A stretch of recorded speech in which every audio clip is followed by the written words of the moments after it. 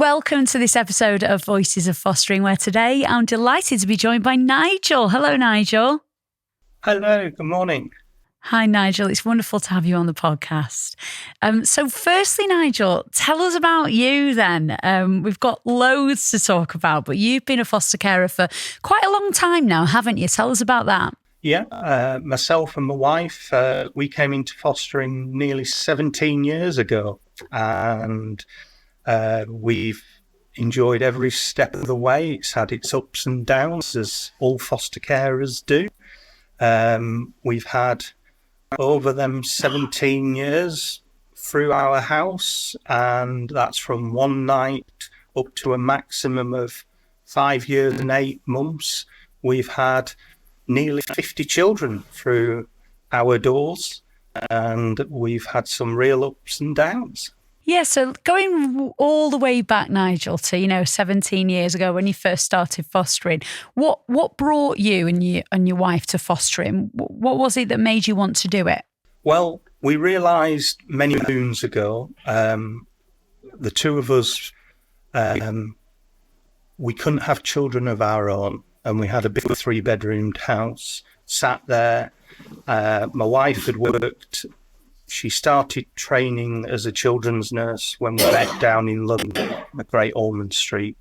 When we got married, I was a hotel manager up here in the northwest of England, which I've done since I came into hotels in 1987 and became a hotel general manager in 1991, which I started at the Headway Hotel in Morecambe. And I'm now at the Auckland Hotel in Morecambe with a wonderful family, the Bracken family, the Sadler family and Wood family, who have owned that hotel for the last 47 years. And me and my wife decided we had a lot to offer. She went into nursery management and thought, you know what, we could make a real difference to children. And we had a look at going down the line of fostering. And just at that time, as we were doing it, my brother's wife unfortunately died, and we took a step back. That was in 2006 when Leslie passed away. And then we decided to come back and do it again. So we started off again down that line, and the rest is history, really. Yeah. We started off with our 2 first placements, which was an 18-month-old boy and his sister. And that was absolutely amazing. So over the 17 years that you've been fostering, Nigel, I imagine, as you say, there's been, a real roller coaster, lots of ups and downs. Tell us about some of the challenges that you've faced in your fostering journey. Well, some of the challenges we've had was our very first placement. What came to us was, as I say, a little boy who was 18 months old. He was unable to connect with males. He was, when they came to the house, he was very much nervous when I was around, from the point of view that he just wouldn't have anything to do with myself. My wife was amazing with him. In the end, we were able to settle down. We went out for days, and when he and his sister moved on, he was moved on to a family member who took them on, who was a sole family member, who was the father. And he settled absolutely wonderful. And it was an amazing piece of work for my wife and myself. And we were really pleased that that young lad is now a teenager. His sister is grown up. She's, I think, 21 now. And yeah, they've done amazingly well. So that's a real piece of work which we were really proud of. Yeah, you must have been so, so proud of yourselves. How did that feel like to go from, those challenges at the beginning when it must have been really difficult for him and for your family as a whole to then see the progress that he made? Oh, absolutely amazing. And with fostering, one thing we have found is that when children do move on, we have kept in contact with the families, and it becomes a great step that we become like auntie and uncle through their lives. And we've been very fortunate in that when children have moved on, sometimes when placements break down and people move on, we get calls off them at a later stage where they turn around and say, you know what, you were right.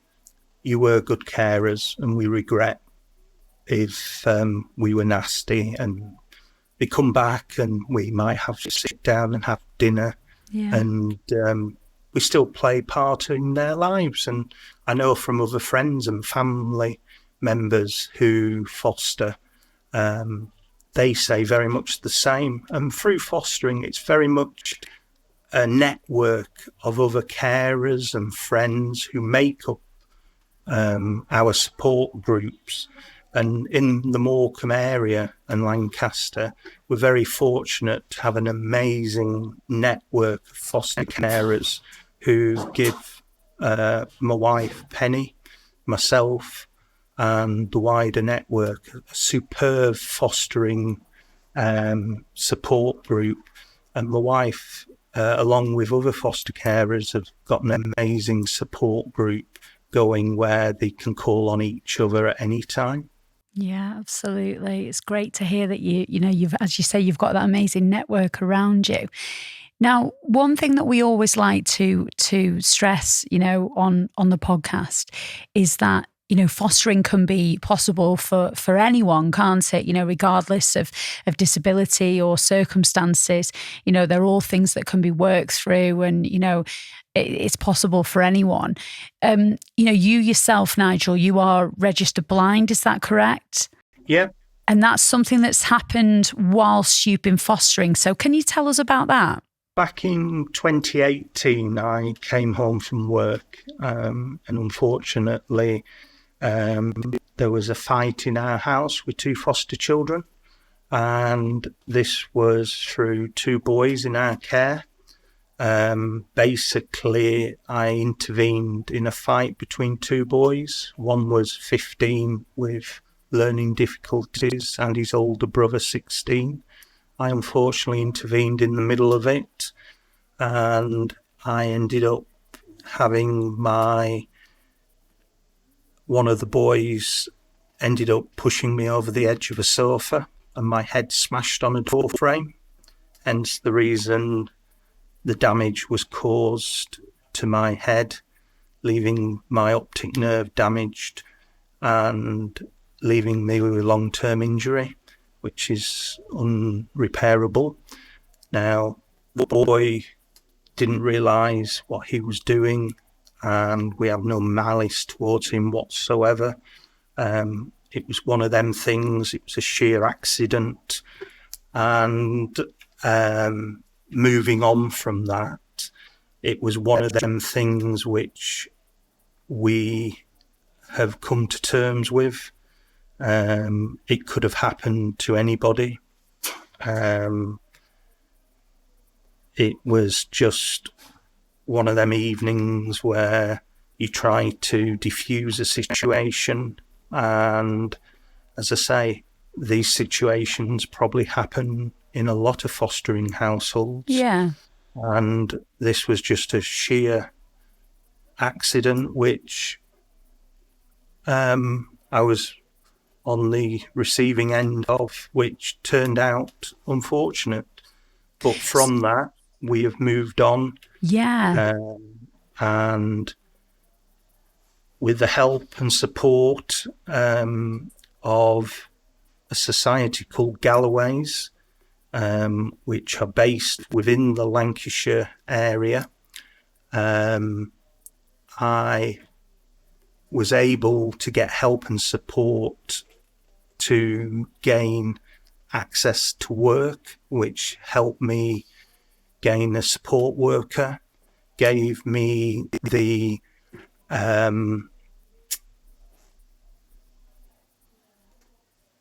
grants to be able to carry on working. So I now do 3 days a week, still carrying on in the role, but in a very much a different way.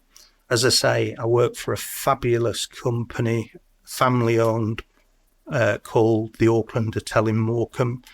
I have fabulous bosses, Peter and Valerie Bracken, Lisa Sadler, Laura Wood and her family.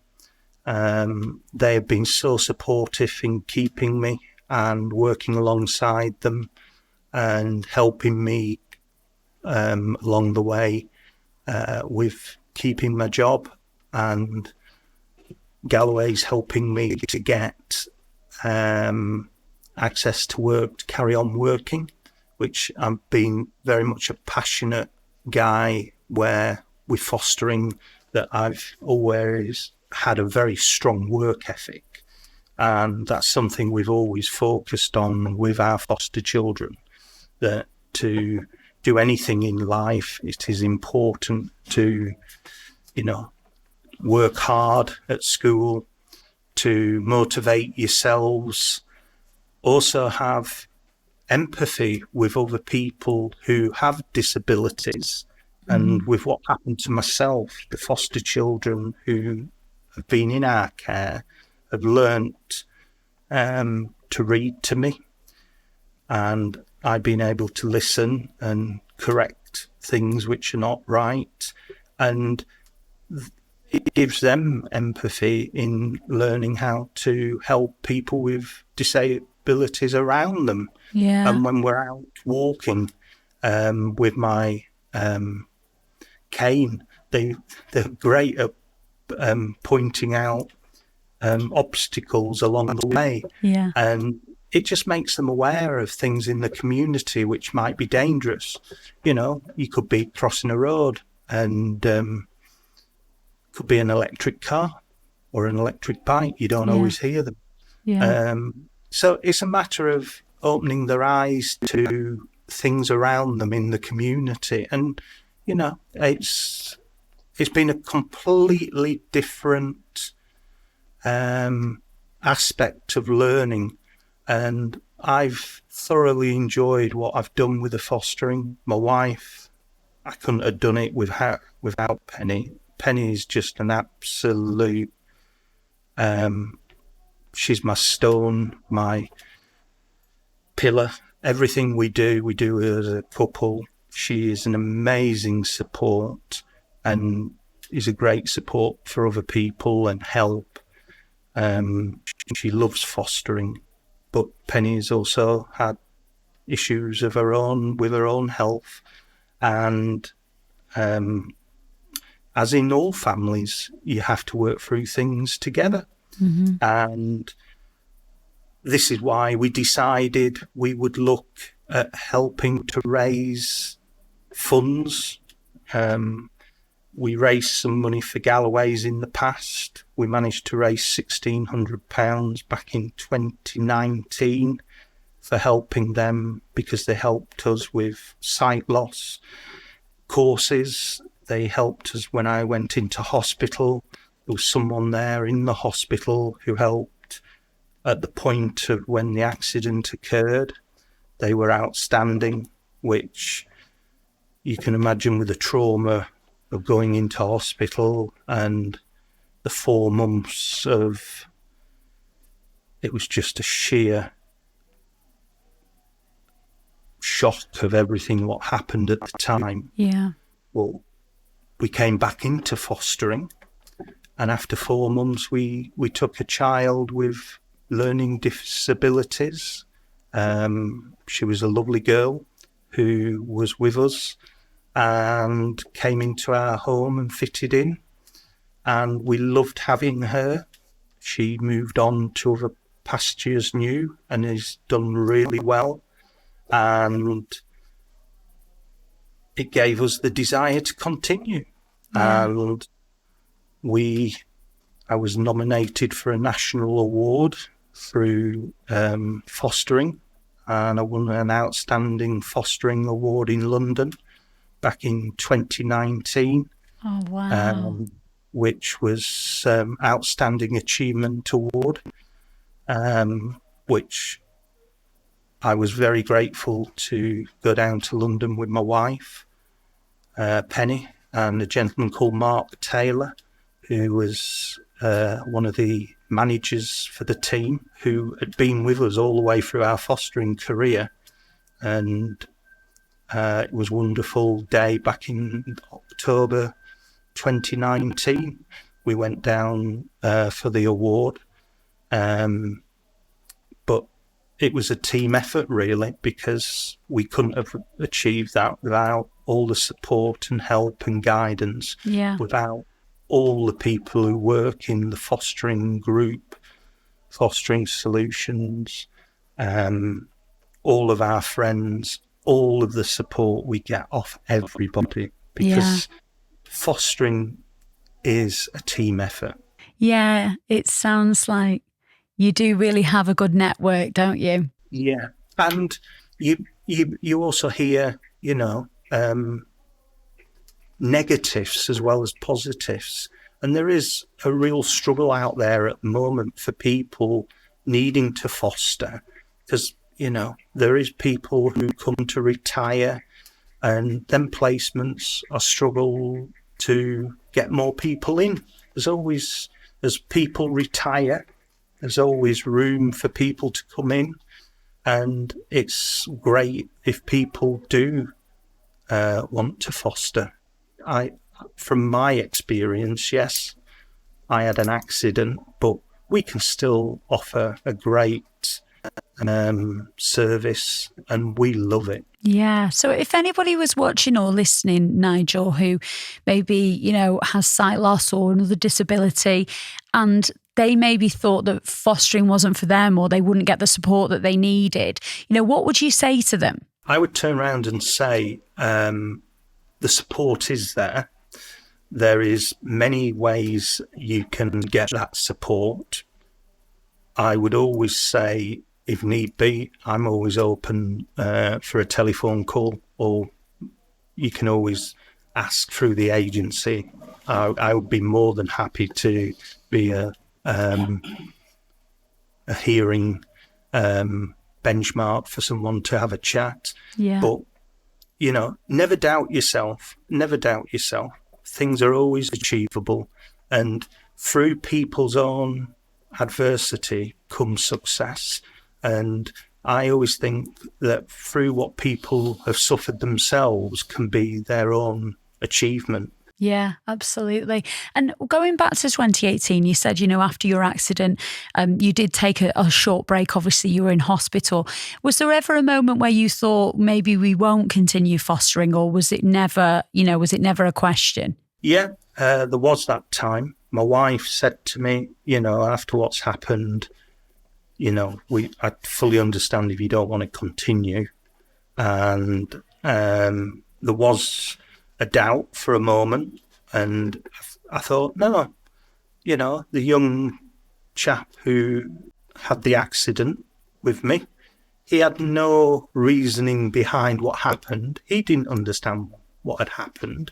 And why should one person suffer, or why should lots of children suffer for an accident of what could have happened, on that one particular time? And we had too much to offer, and I am so glad we didn't stop, because we've had so many great times, and great friendships have been made, and connections, and things moving on, and people being placed, and great friendships, and they last a lifetime, and they're memories you can never take away. Yeah.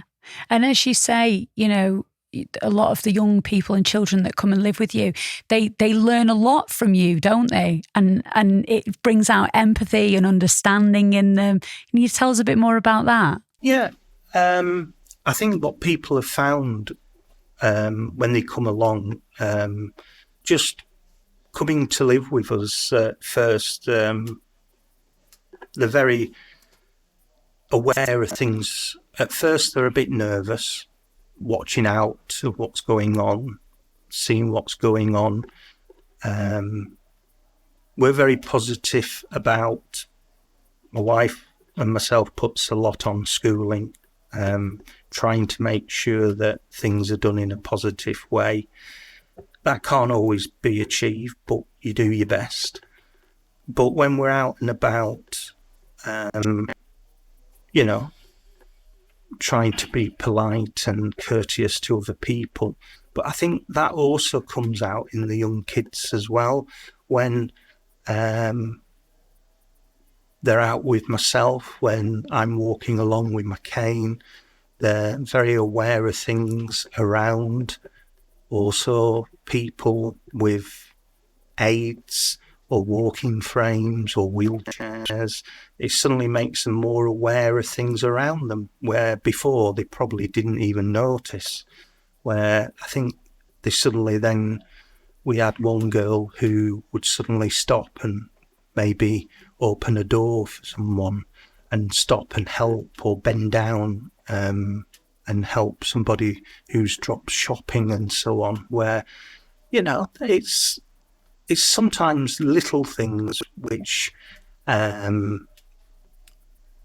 wife always used to say, you know what, that was so nice she stopped to help that lady. Yeah. Or it was so nice she stopped to help that gentleman, where some people just don't do that nowadays. And just a second out of the day to do something nice, is, in the big world we live in today, makes a big difference. Yeah, absolutely.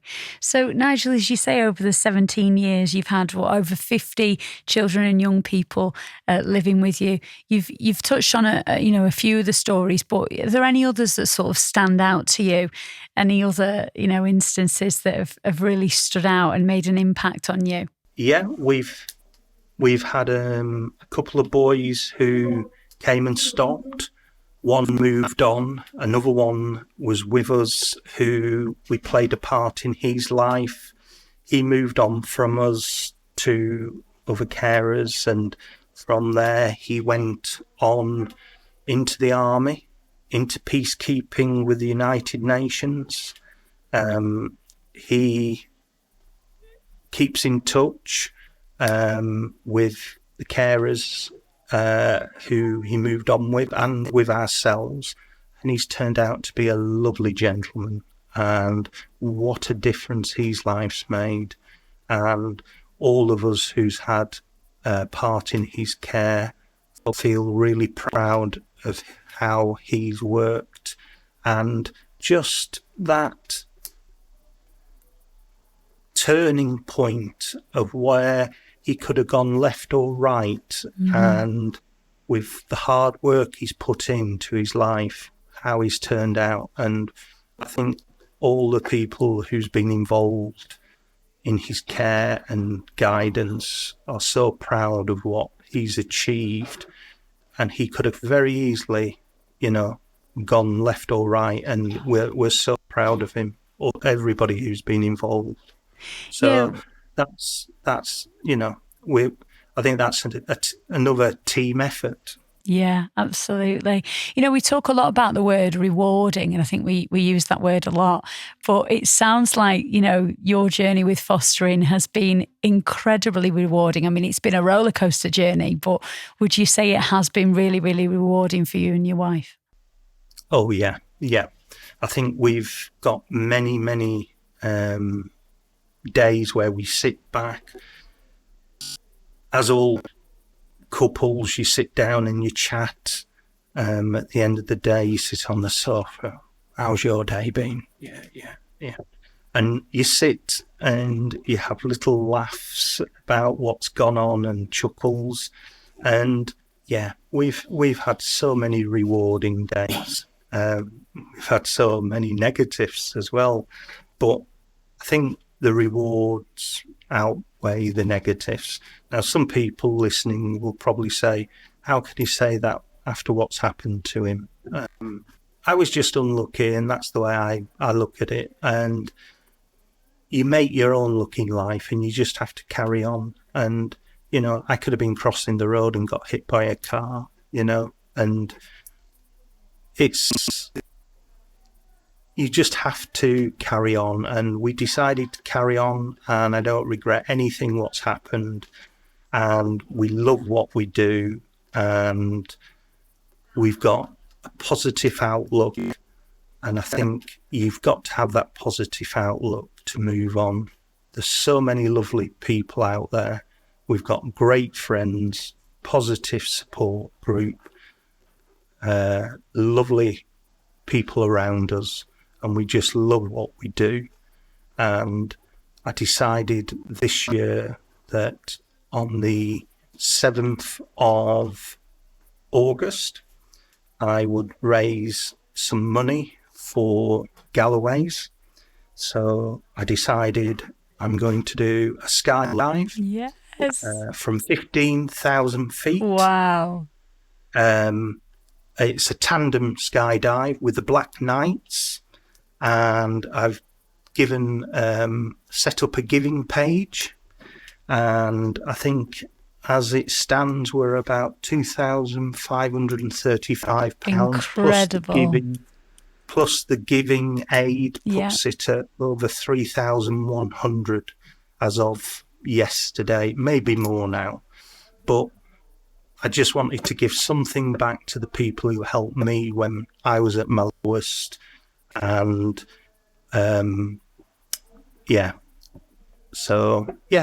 think life carries on, and anybody thinking of fostering, I would highly recommend it. And I think the children out there have great foster carers within the local northwest of England. Certainly in the Morecambe and Lancaster area, we've got some great supervising social workers, and I would highly recommend it to anybody. Nigel, it's been fantastic to speak to you. Thank you so, so much for sharing your story with us, and best of luck with the skydive. Oh, thank you. I've had loads of people willing to pack my parachute or give me a push. and that's just the wife. Nigel, it's been wonderful. You. Yeah, you too, Nigel. Take care. Thank All the you best. so, so much. Thank you, Nigel. Yeah. Thanks for your time. Bye-bye. Thank you so much for joining us for another episode of Voices of Fostering. If you'd like to get involved in the conversation, we would love to hear your questions. Maybe there's something you'd really like to ask about fostering. Get in touch. You can email us on podcast@nfa.co.uk.